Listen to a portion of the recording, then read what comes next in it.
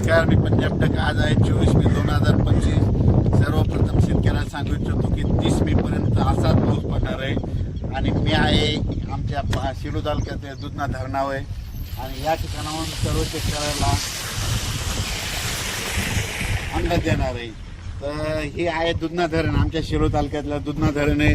आणि या ठिकाणून माझ्या महाराष्ट्रातल्या शेतकऱ्याला अंदाज देणार आहे की राज्यामध्ये 30 तारखेपर्यंत असाच भाग बदलत पाऊस पडणार आहे, म्हणून हा अंदाज लक्षात येतात.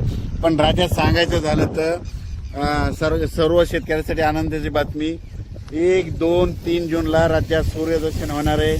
पाऊस विश्रांती घेणार आहे, वरून राजा रजेवर जाणार आहे, म्हणून हा अंदाज लक्षात येतात. म्हणजे सांगायचं झालं तर 1 जून, 2 जून, 3 जूनला वरून राजा विश्रांती घेणार आहे, रजेवर जाणार आहे, म्हणून हा अंदाज लक्षात येतात.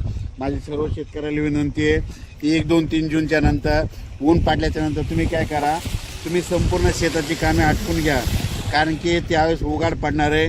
नंतर परत 5-6 जूनच्या नंतर थोडं तुरळक कुठेतरी पाऊस चालू राहील. पण राज्यात मात्र 1 2 जून 3 जूनला सूर्यदर्शन होणार आहे, चांगलं हवामान कोरडं राहणार आहे, म्हणून हा अंदाज लक्षात येतात. पण राज्यात मात्र आता 27, 28 आणि 29 मेला म्हणतं ठिकठिकाणी मुसळधार पाऊस पडणार आहे, भाग बदलत पडणार आहे, म्हणून हा अंदाज लक्षात येतात. राज्यात दररोज वेगवेगळ्या भागात 2-2 दिवस पाऊस मुक्काम करत जाणार आहे, म्हणून हा अंदाज लक्षात येतात. पण राज्यात मात्र 30 मे पर्यंत असंच पावसाचं वातावरण राहणार आहे, म्हणून हा अंदाज लक्षात यायचा. अचानक वातावरण बदल झाला तर लगेच एक मेसेज दिला जाईल. धन्यवाद. ही पाहू शकता, हे आमचं दुधना धरण आहे, म्हणजे सेलू तालुक्याची तहान भागवणारं हे आमचं हे धरण आहे. आणि या धरणात देखील पाणी यायला सुरुवात झाली, पाहू शकता.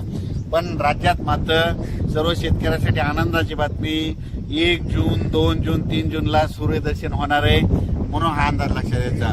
म्हणजे वरून राजा विश्रांती घेणार आहे, शेतकऱ्याला कामं करण्यासाठी विश्रांती घेणार आहे, म्हणून सर्व शेतकऱ्यांनी हा अंदाज लक्षात येत आहे. मी आहे जालन्याकडे जात आहे आणि परतूर मार्गे जात असल्यामुळं या दुधना धरणावर या शेतकऱ्यासाठी अंदाज दिलेला आहे. धन्यवाद.